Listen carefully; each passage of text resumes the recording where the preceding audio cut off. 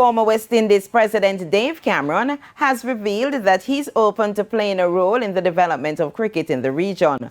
But in what capacity? He discussed that as well as the role of regional boards in moving the sport forward in a sit-down interview with reporter Renata Brown. Here's our preview. Much has been said about the West Indies' exit from the ongoing T20 World Cup in Australia.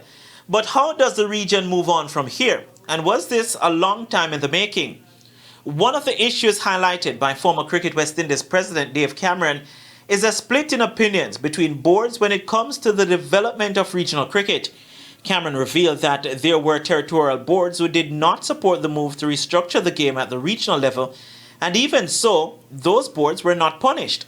So no action was taken. No action was taken, and they continue to get all the requirements. And to date, I'm not sure if they've actually submitted sounds it. like a There's situation also situations where countries were supposed to submit financials.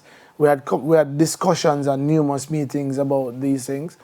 And as a group, body collective, nobody would sanction each other. So Cameron also explained that he is committed to the development of cricket and has already made steps in doing so. Myself and Richard Pybus and Courtney Brown, we have teamed up and we've decided that we need to create something to replicate what we've done for Cricket West Indies in a controlled environment.